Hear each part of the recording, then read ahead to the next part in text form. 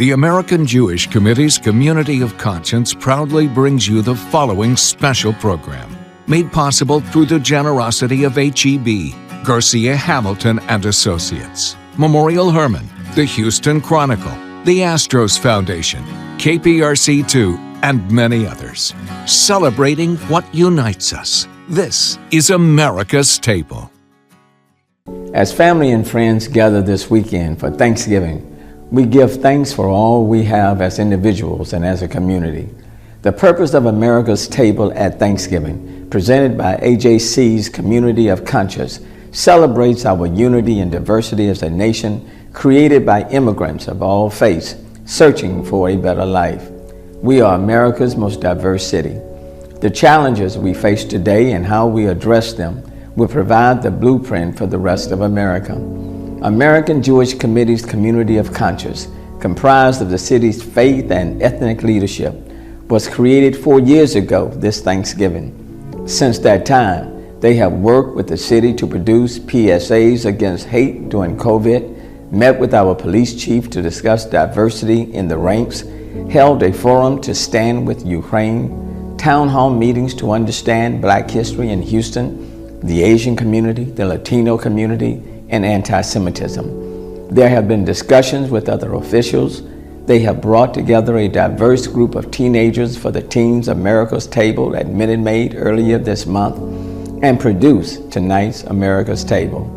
Our shared values connect us, and we are all in this together. Tonight's program includes an opportunity to see and learn more about the city we reside.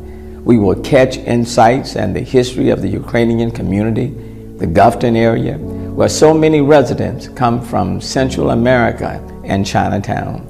We are the stewards of America in her ideas and institutions, her cities and natural beauty. We are entrusted to understand America's past and guide her future, to create an ever more just America that is secure and free, abundant and caring for all her inhabitants. My name is Bobby Lapin. I'm a native Houstonian, and I have the great joy and privilege of serving as the chair of the National Board of Governors of the American Jewish Committee, AJC. AJC, as you may know, is the leading global Jewish advocate for the values and the protections which protect not only Jews as a distinct ethnic minority, but which protect and celebrate each of the ethnic communities which make up this wonderful community in which we all live. Whether it's at City Hall, Capitol Hill, at the UN, or in world capitals, AJC works to impact policy and opinion on the most important issues facing not only Jews, but also our ethnic community partners. You know, it was in October of 1863, in the wake of the costly battles of both Gettysburg and Vicksburg, that Abraham Lincoln declared his famous proclamation that we as Americans should set aside the fourth Thursday of every November as a national day of Thanksgiving to acknowledge with gratitude the many blessings of this country, of our country. And it was in the wake of the horrific September 11th attacks now 21 years ago that AJC founded America's Table and, as Mayor Turner has so eloquently stated, determined that the Thanksgiving weekend would be the ideal time to bring together America's tapestry of cultural diversity together. Now, in the more than 2 decades that have occurred since September 11th, we as Americans have returned to America's Table. Yes, we've done so wounded and weary from some political frustrations, from murders, from gun violence, and from increased discrimination against Blacks, Latinos, Asians, Muslims, and Jews. But we've also returned to the table grateful. Grateful for life, and grateful for each other, and for the democracy and the freedom that our country continues to bestow upon us.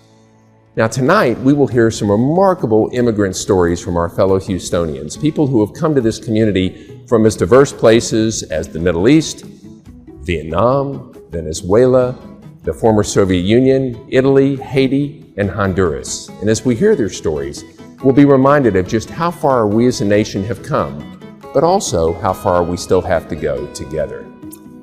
So on this holiday, for the blessing that we are all created in the image of God, and because we choose to come to America's table together. We acknowledge, as President Lincoln urged us to do so, our own gratitude for the gifts of our community and of our nation. And so from our AJC family to yours, we wish you a very happy Thanksgiving and enjoy America's table. Thank you.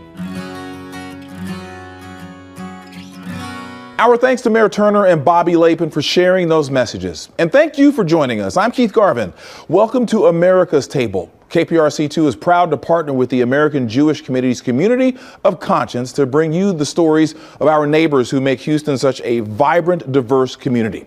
In just a few minutes, we will look at the Latin American influence in Houston's Gulfton community. But first, Dr. Maria Elena Bottazzi's upbringing in Italy and Honduras gave her perspective that has influenced her research, and it's now making an impact across the globe. I am an Italian transplanted to Honduras and now for many years been an American citizen. Why? How come I became this three-way cultural person that represents the old world and the new world? My father, who is Honduran, but also was born from an Italian immigrant that came to Central America early in the 1900s in search for gold. Then my father became a diplomat of Honduras back in Italy. Fortunately, met my mom and I was born, my brother was born.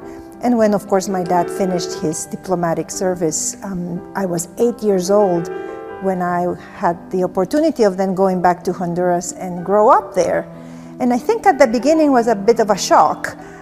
From Italy in the 1970s to Honduras in the 1970s. I think that was the first time of the realization that we are all humans, but we are all very different from each other. But we share a lot of cultural similarities, especially, the Hispanic, Latino with certainly Italy, Spain, and many other countries. We certainly share some of the religious culture, some of the culinary cultures, and I think more importantly, we share that family. It's usually the anchor of who we are. So when I first arrived to Honduras, there certainly were a lot of similarities, but I think for me it was very apparent that socio-economical difference between the populations. Of course, in Italy, I was growing up in a city, in Genova. When I moved to Honduras, I did move to the capital city, Tegucigalpa, but even in the capital city, you could see poverty just surrounding everything that we do. Later on, when I was studying microbiology, I realized that health had a lot to do with why people stay stuck in this cycle of poverty. And that's where my fascination with microbes came about, and not only the fascination with understanding the microbes, but how can we learn how to either get rid of them or at least diminish the burden that they cause on our health. Being in Central America, there's been always an American influence. I went to an American high school, and even when you're in the university, you learn that there's a lot of linkages with the United States, especially, believe it or not, Florida, of course, and Texas, and even Louisiana, Alabama, Mississippi, the third coast of the US. Why? Because clearly the third coast of the US is an extension of Latin America, is an extension of Central America. And when Peter Hotis and myself got the opportunity of coming to the Texas Medical Center, certainly for me personally was like, finally I can go down to the south of the US. Fortunate enough that Houston represents, many of us Latinos. So I feel at home. It's been 10 years in Houston, and to me, it's like living in Honduras at some point. A lot of cultural similarities and a lot of people that, have that same story like I have, coming from a Central American country and creating a new life in this wonderful state, in this wonderful city. We are a city that has so much diversity that we could actually study the diseases that we are interested, the diseases of poverty, these neglected diseases, right in the backyard. And people that didn't actually realize that we did. But at the same time, feel comfortable while highlighting the value of being such a diverse city. So I am just so happy to be here. And I don't think we could have done a better choice with Peter to come to Houston. To now have a vaccine, a COVID-19 vaccine, co-developed with India, now being co-developed with Indonesia, Bangladesh, other places in Africa like Botswana, and really touching, as of May of 2022, we already had more than 38 million kids vaccinated with a technology that came right out of Houston. You know, it's been a privilege to do this here in the medical center.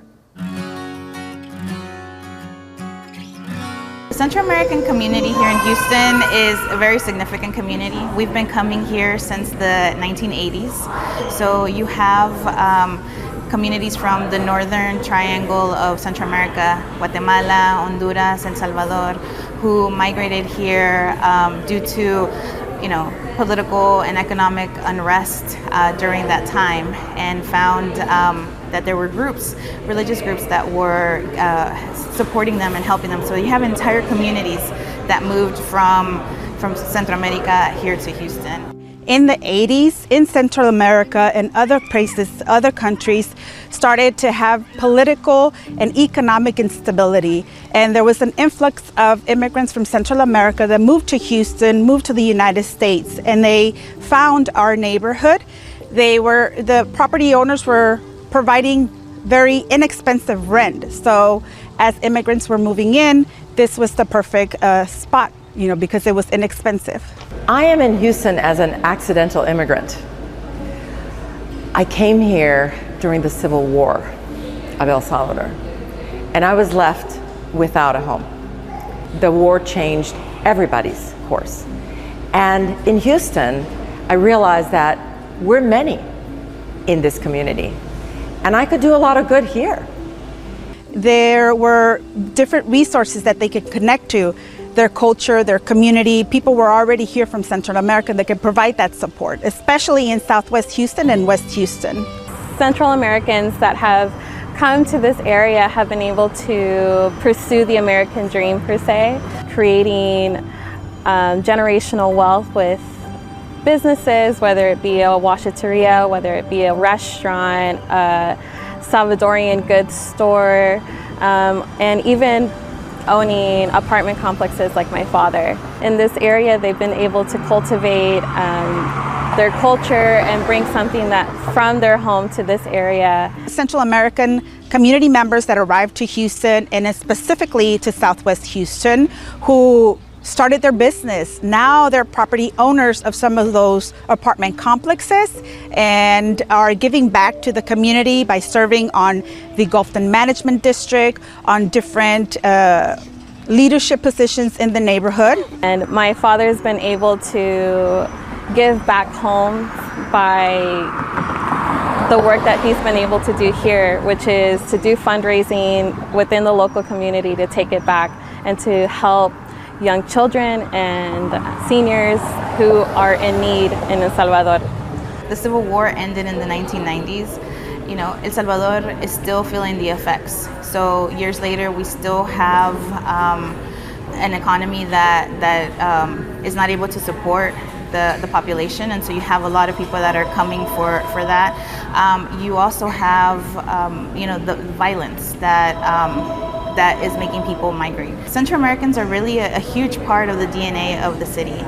We have been impacting the community for many, many years. Here in the Gulfton area, we do have large numbers of Central Americans that have lived here for many, many years, but then you do see how they are branching out. So we're starting to see the numbers rise in the Spring Branch, Long Point area. We're also seeing that in Dickinson.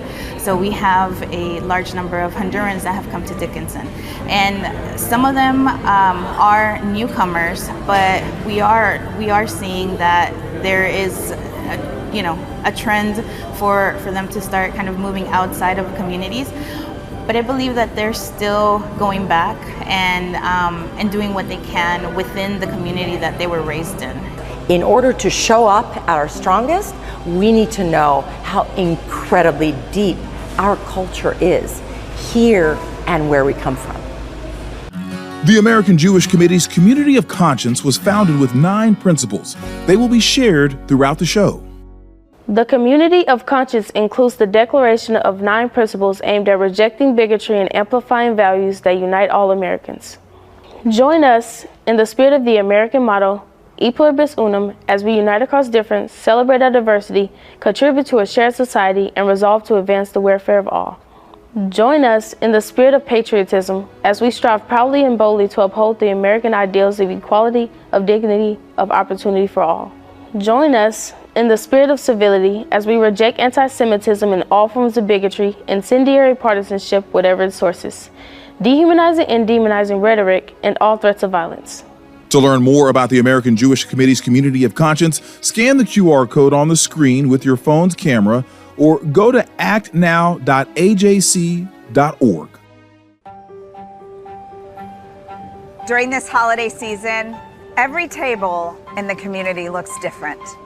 And here at HEB, we want to be there for everyone so you can create the family table and the memories that work for you.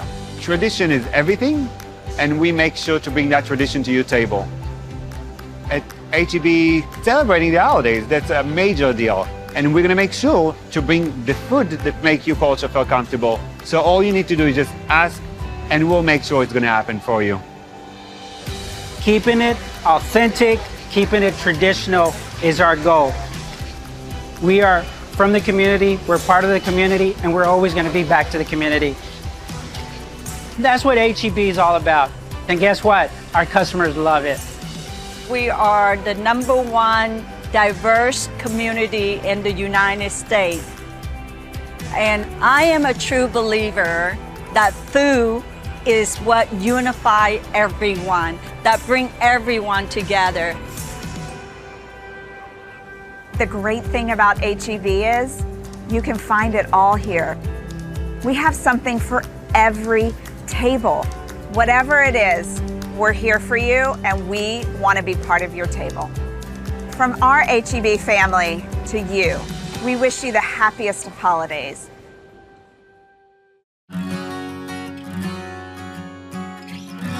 Families come to America looking for opportunity. Some come here to flee oppression. And for those immigrants, the promise of a better life outweighs the risks of leaving their home country. Now, Dr. Tram Ho shares her family story of being imprisoned while trying to escape Vietnam. And we'll also hear from Rice University's president about his family's roots in Haiti. I would consider myself one of the lucky person able to find my freedom. When I was 10, I was in prison even with my youngest brother. 3 youngest brother and I was in prison with my mom. That time we were trying to attempt to escape from Vietnam and it was failed. My dad and my 2 oldest brother was in a different car, so they were able to escape, and we were captured that time. So we were brought back to Da Nang, where I grew up. So because that time escape from Vietnam as being an American sympathizer, then you're quote-unquote traitor. Therefore, even I was minor, and if I was 10, then my other 3 younger brothers, even younger than me, we were kept away from my mother that time. I did not see her. She was in prison for 2 months, and we were in there for 2 weeks in 1981. That time I finished just 8th grade from Vietnam. So that summer my father took myself and four other brothers. I have 5 brothers, but only 4 went with me, with my father. So that's the plan, because I have made attempt to escape from Vietnam 7 times. We was lucky this time. We made to Hong Kong on the boat with total 35 people on the boat. So I made to Hong Kong after 6 days on the sea drifting, and the boat was actually a small fishing boat that even at the age of 13 I was able to like scoop up the water from just sitting in the boat, because it's a small fishing boat with 35 people.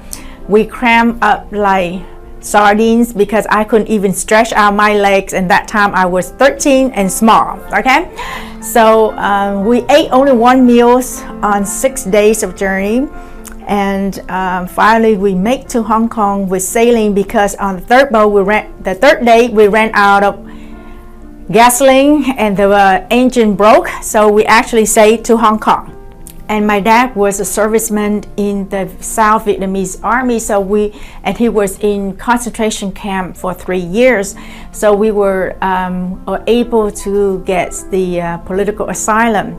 So we stayed there for a total of more than 6 months to get all our paperwork clear. Then we got sponsored from a Catholic organization. It's called USCC, which is United States Catholic Charity. We got sponsored from the USCC to come straight to Houston in 1982, and I have been since there, lived here, and went to high school, college, and medical school and practice since then. I chose to stay in Houston because my family are rooted in Houston. After 3 years in the United States, my mother was able to escape from Vietnam with my youngest brother. I went back to visit Vietnam in 1995, and that is a turning point in my life for more involvement in the Vietnamese community. I just graduated from medical school, and going back to Vietnam was a gift for me to visit my grandparents. And that time when I met my childhood friend, we were still riding. And that time I would start to think how lucky I was that my parents make this decision. It was a big decision, even to sacrifice everything to bring us to the United States. And I'm fluent in Vietnamese, so my patients tend to be mainly Vietnamese.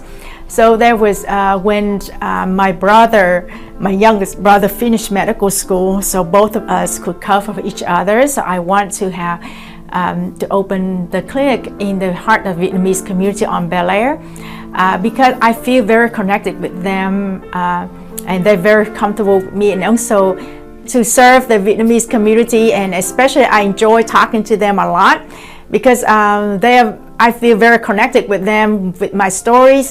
Some of them are my parents' generations, from the war and the concentration camp, very related, so we can discuss about their issues. Mainly a mental issue is a big problem, and they may not be able to open that to a non-Vietnamese provider.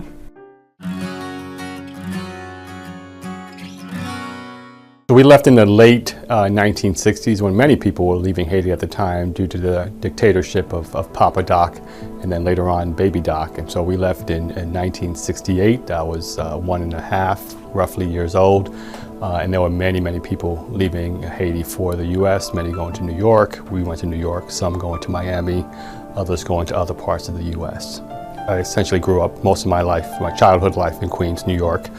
In a Haitian Caribbean community. There was a Haitian church down the street, and really felt I got to really understand the culture through the community, even though I really hadn't been raised in Haiti, but I really understood it because of that. And then my grandmother lived with us when I was young, and so I got to really understand it. My mom was a nurse, my father was an accountant. Neither of them had college degrees. And they really sacrificed everything to come to the U.S., as did many immigrants, this typical immigrant story in many ways. And I owe everything to my parents. My mom worked as a nurse 2 shifts the vast majority of her life. I would remember her coming home from work, particularly when I was younger, taking care of me, trying to catch a few hours of sleep, getting food ready, and then going back to work on the second shift. And so that was what she did, primarily to provide the opportunities that her and my dad didn't have. And education was super important for them. And they really focused on making sure that we studied and worked hard and really opened up the doors for us in many ways. After New York, I ended up going to school in California. I went to UC Berkeley. Did my undergraduate work there, did my graduate work there, was there for a long time, almost 12 years. And then from there, I had my first academic job as a professor at Georgia Tech in Atlanta, Georgia, and spent nearly 20 years there before having the opportunity to come here to Houston, to Rice University to be Dean of Engineering. And we've been very fortunate. My oldest brother is a physician in New York. And for Haitian parents, that's the most prestigious thing you can be. And so it took a while for them to appreciate what a structural engineer did. And it really wasn't until the Haiti earthquake that they realized, wow, you really do have an important job. Because I was in Haiti and I was on the TV in Haiti, and they heard from all their family in Haiti about this engineer DeRoche who's there helping the country. But my oldest sibling is a physician. My sister, who's the second, is a lawyer in New York. And my brother, who's closest in age with me, is the CFO of AT&T. And so we've been very fortunate and very blessed to have parents who really sacrifice everything to provide us these opportunities to do things that they never were able to do. Poverty in Haiti is unlike anywhere else in the world. It's the poorest country in the Western Hemisphere, and when you go to parts of Haiti, you can sense that. At the same time, they talked about the strength of the people in Haiti and the resolve that they have, and you can certainly sense it. I could sense it after the earthquake to see how people came together. I mean, again, 7 days after the earthquake, there were still bodies in buildings, but just to see how the people were resilient and strong and resuming their lives was really something that brought home all the things that I heard growing up from my parents. There's actually quite a large Haitian community in Houston. And they reached out to me shortly after I came to Rice, and I think there are something in the range of 40,000 Haitians in the broader Houston community. So it's a very, very rich community. One of the larger ones outside of obviously New York and Miami are in the city of Houston. I certainly am living the American dream. Again, coming here as a kid born in the poorest country in the Western Hemisphere. To be able to be educated at some of the best schools in the world at UC Berkeley. I was able to get 3 degrees from Berkeley, and then to teach at great schools like Georgia Tech and Rice, and then to be able to become president of this incredible university. It is the American dream. It is absolutely the American dream. And myself and my siblings, I mean, the things that they've accomplished and the sacrifices my parents have made are really incredible to be able to accomplish this. There were many people who opened doors for me, who helped me to get to where I am, and I want to make sure we provide those same opportunities for the masses to be able to study at a place like Rice. The American Jewish Committee's Community of Conscience wishes to thank our partners who make America's Table possible. HEB, Garcia Hamilton and Associates, Memorial Hermann, the Houston Chronicle, the Astros Foundation, and KPRC2. This is Gilbert Ange Garcia of Garcia Hamilton & Associates. We're a leading money manager in Houston, but we're much more than that. As a diverse firm, we always give back, whether we're sponsoring a food drive on the East End with Representatives Cristina Morales and Marianne Perez, or working with HEB and Pastor Max Miller of the Baptist Ministers Association of Houston, or supporting our great friends tonight at the American Jewish Committee. When there's a need, we're proud to answer the call. I am a mother, a father, a sister. I am a grandfather. I am a proud African American. I am Asian American. I am a member of the LGBTQIA+ community. I am a Christian. I am Jewish. I am Muslim. Inclusion means innovation, acceptance, being proud of who you are. It's truly our differences that bring us together. That's why I'm so proud to say, I am. I am. I am. I am Memorial Hermann.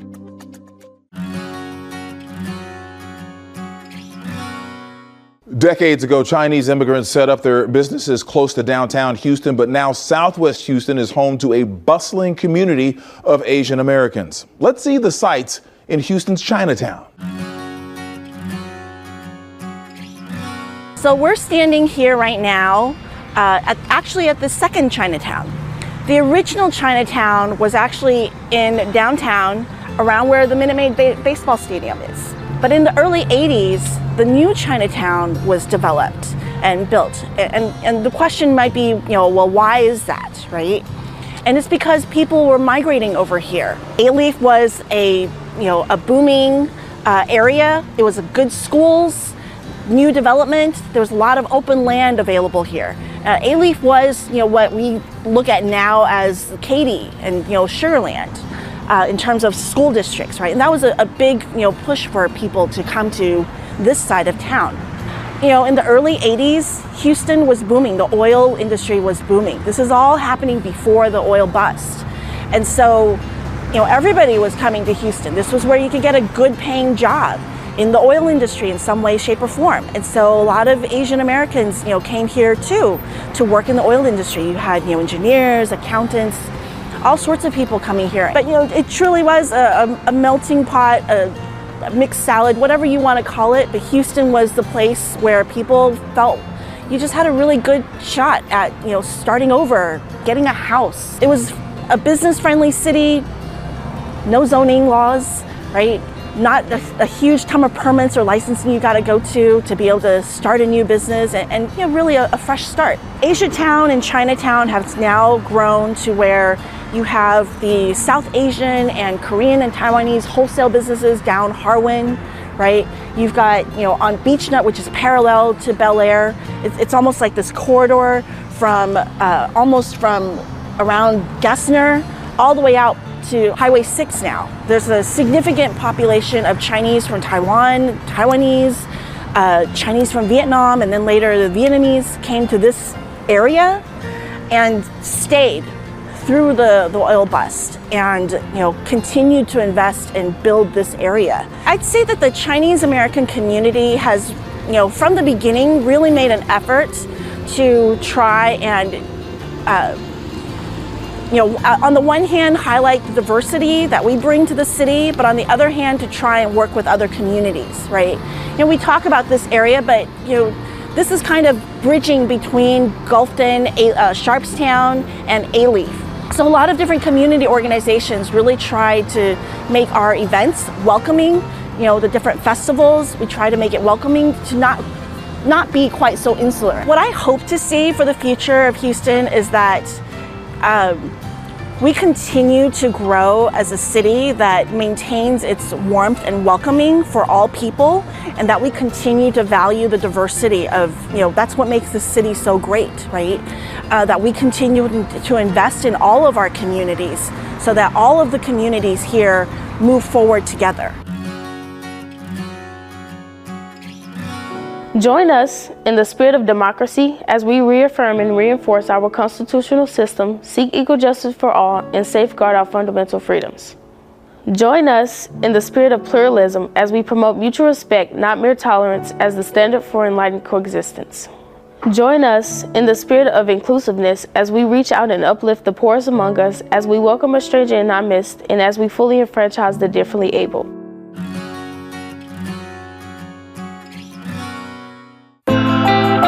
Working for the Astros has so many great qualities, but one of the things I appreciate that starts from the top with Jim Crane is a commitment to diversity. When you think about why Jim and our executive team really care about making sure we have a diverse workforce is because we really lean in on diversity of thought and encourage giving opportunities to people at every level in the organization from all kinds of diverse backgrounds.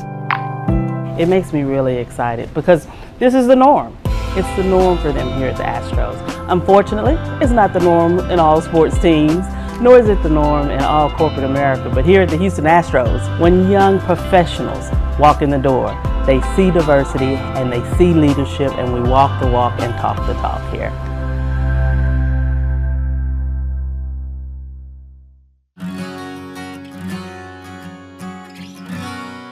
I grew up in Jerusalem. My school actually was in the old city, inside the old city. It was called the Collège de la Salle, French school. Studied French for 12 years. I don't speak it that well, but I studied it. applied for colleges in the United States, got accepted in Manhattan College in New York. Came in on a student visa and studied business marketing.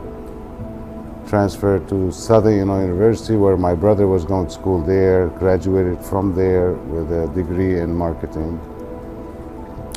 Went back to Jerusalem, worked in the family business, then immigrated to the United States in 1990. Because when I was here, originally I was on a student visa. My wife is an American, so situation there wasn't that great.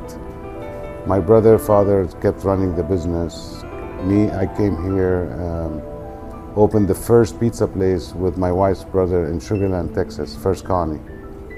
Highway 6 and Settlers Way. So my wife was from Houston. She went to school at U of H. Her sisters lived here. Her mother, father, brother, who was starting the pizza place, he said, hey, wouldn't you join me to be a partner in this first location we do? So that's why we came to Houston. Now we're franchising the business. There's more locations coming all around Texas.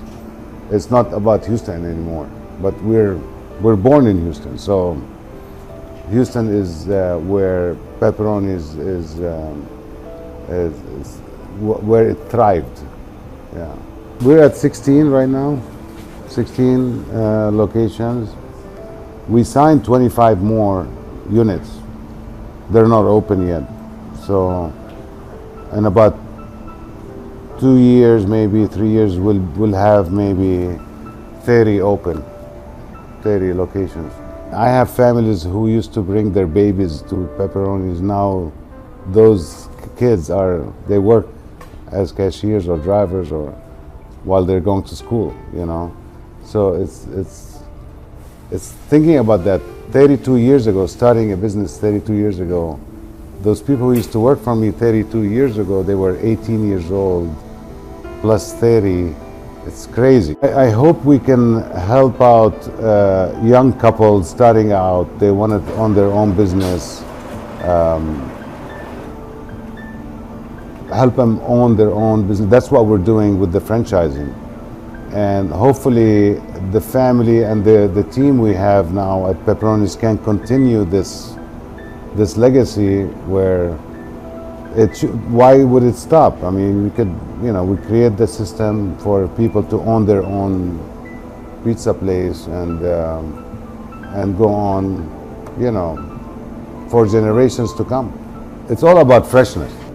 Growing up in Jerusalem and, eating the fresh food in season, what's in season now, that's what you eat. There's no tomatoes, you don't eat tomatoes. That's how it is. You don't get tomatoes from Mexico. Now we're getting tomato from Mexico in the United States because we don't have tomatoes, So that's how it is, yeah. It may not surprise you that Houston has a growing Ukrainian population. After all, our city is known for its diversity. And for a Ukrainian church that was established in the 1950s, their community has a renewed mission to provide comfort and a safe space for war-torn and weary immigrants. And coming up, Houston Dynamo owner Ted Siegel shares his family's journey to leave the Soviet Union in search of their American dream.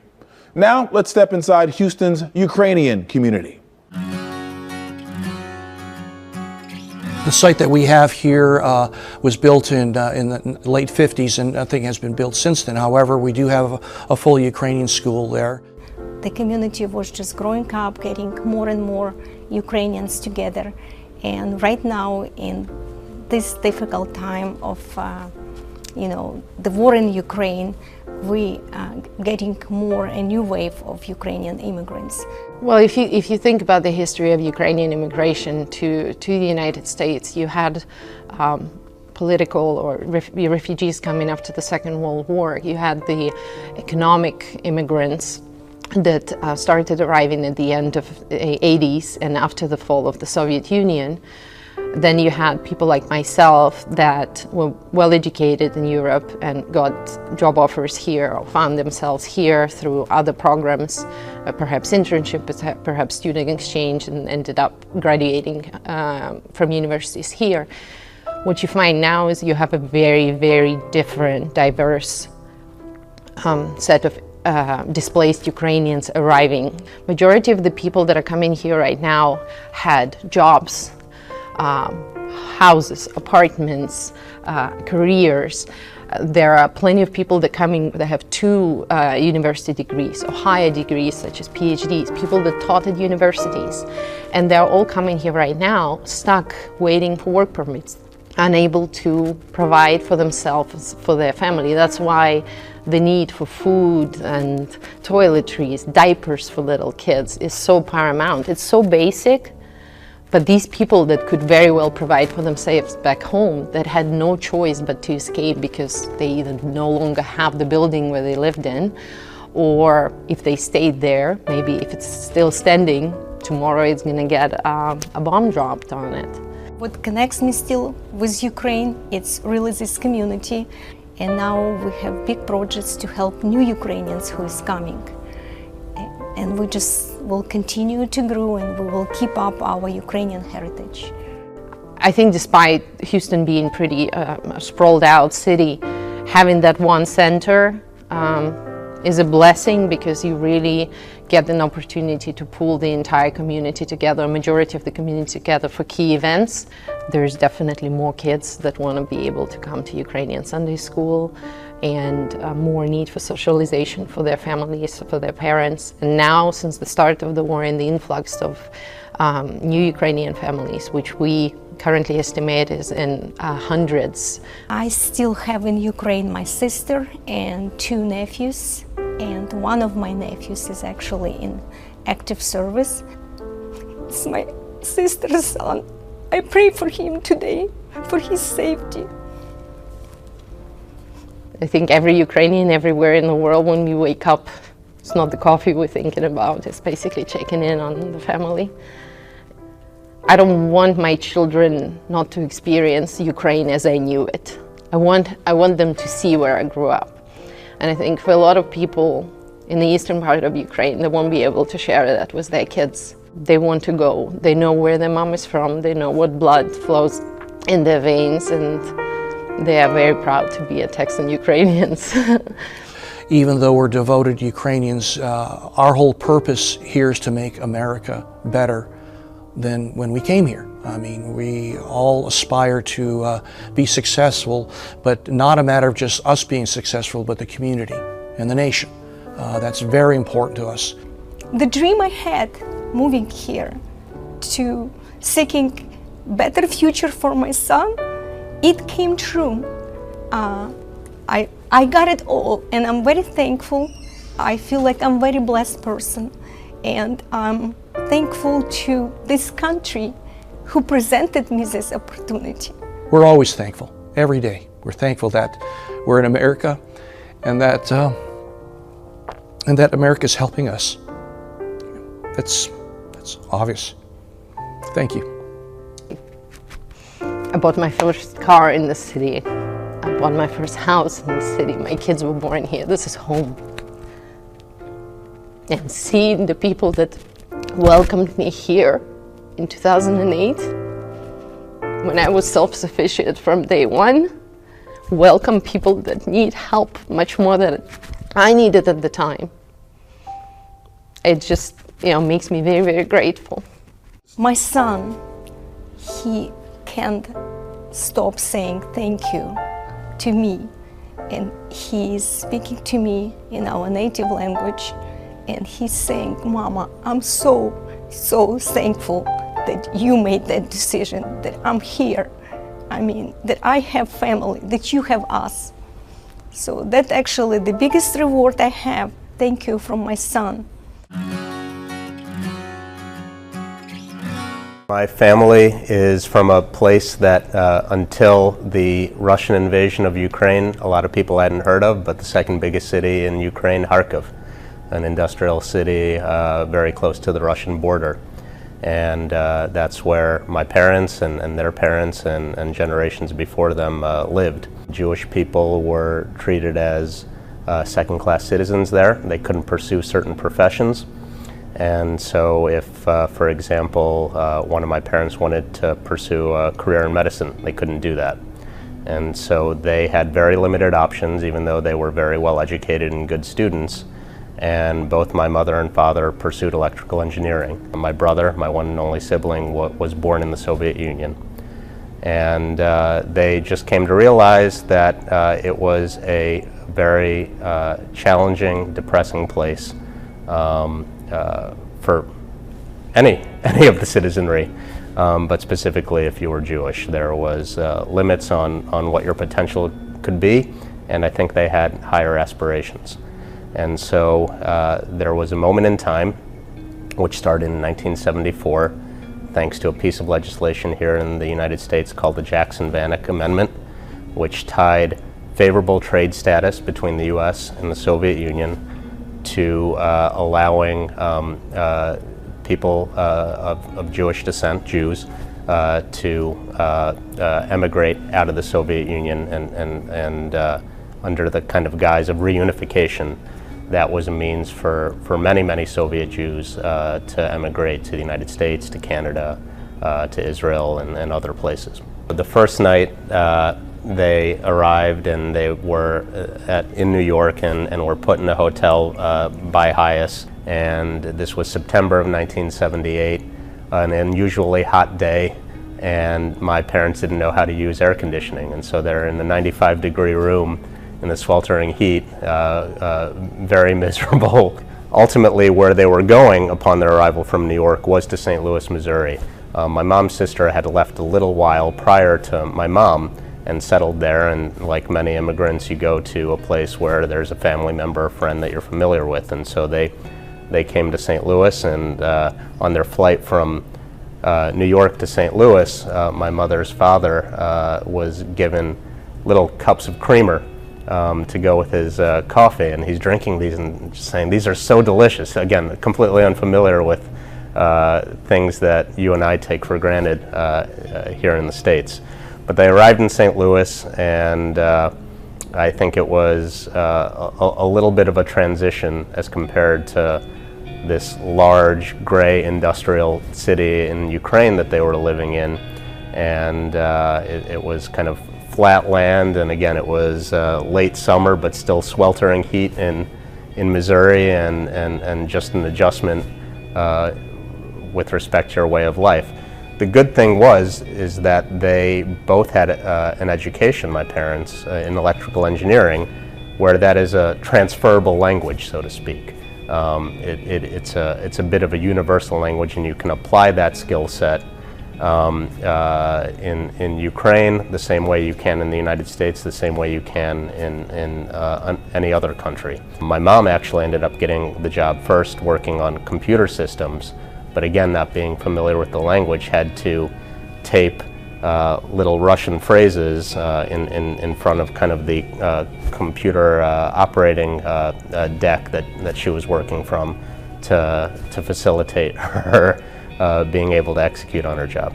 My father advanced in his profession in the 1980s as an electrical engineer at a time when the industry was deregulating, and went to work for certain companies that were involved in the deregulation of the power generation industry, developing power plants to compete with the incumbent utilities that typically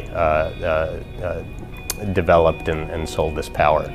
And over time, he was able to form his own business doing that. And it happens to be that a lot of those types of companies are based here in Houston, and that we as our family business have interacted and worked with a lot of these companies that would be familiar to the viewers here in Houston. So as an owner of professional sports teams here in Houston with the Houston Dynamo and Houston Dash, you quickly realize that you don't truly own these clubs. These clubs belong to the community, and you're just a steward of a community asset. The impact that you can make through soccer as a vehicle to enhance the lives of your community members, most notably children, is very important. There's no question that this is the American dream, and it is a testament to the hard work and good education and significant amount of luck. Let's not downplay the amount of luck that goes into these moments that my parents were able to experience. But it is a testament to the American system and what one is able to achieve here in America that couldn't be achieved anywhere else. We're acutely aware of that and thankful for what this country has given us.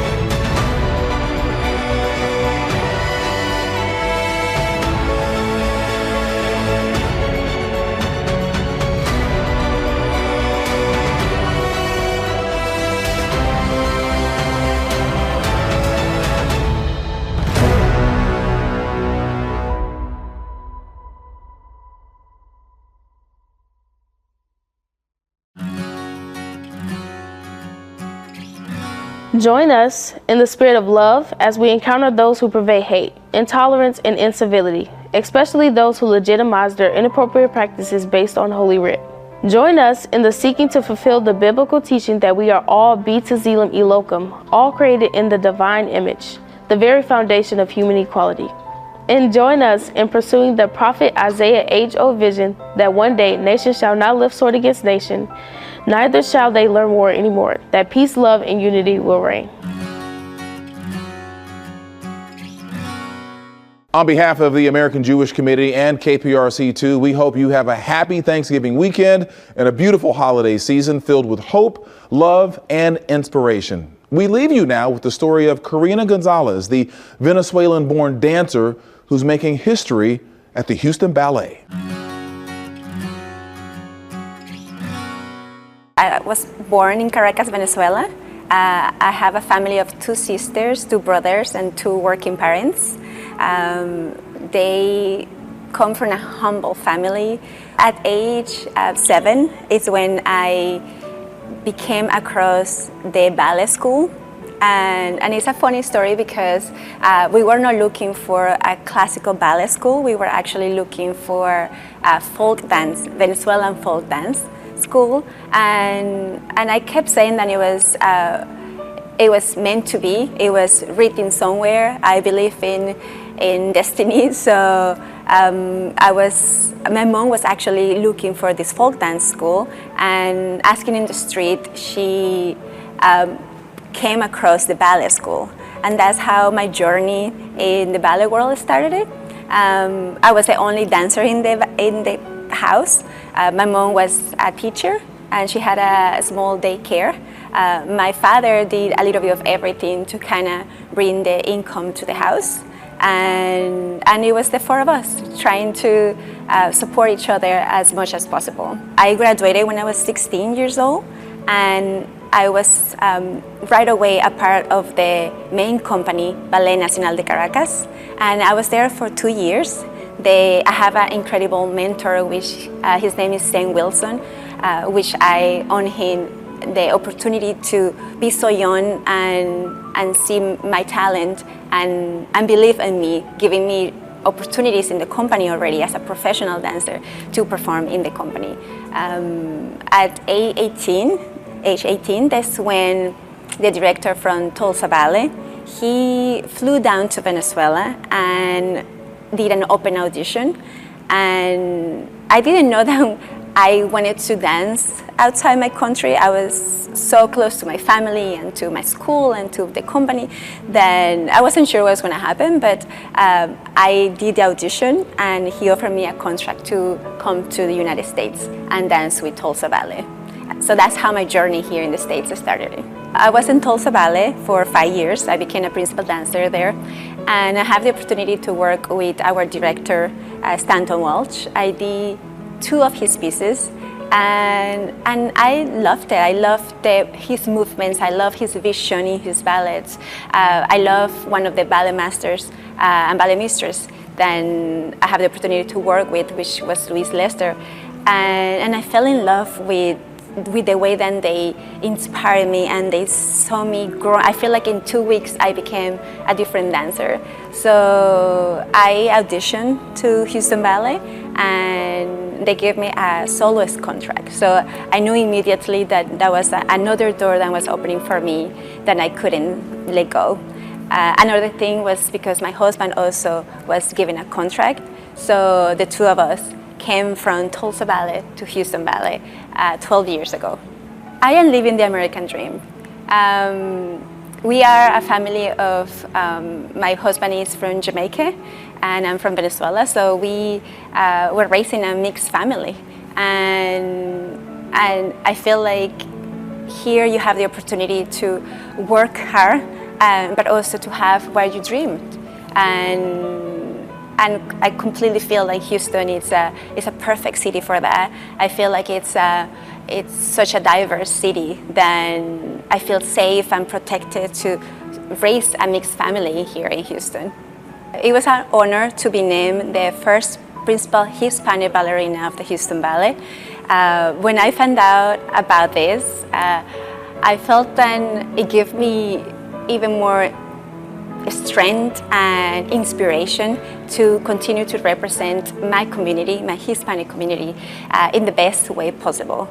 I actually was that child and I saw my first Nutcracker and I fell in love with ballet. I wanted to be that one sugar plum ballerina one day. So the Nutcracker is a very special ballet, especially for the kids, because you see this fun, beautiful, dreamy production and you can dream to be one of those. I believe that the Nutcracker is one of the most family-friendly ballets, and this production especially, it's magical. So I invite everybody to come to see the Nutcracker because I know you will have a beautiful time with your family and your kids.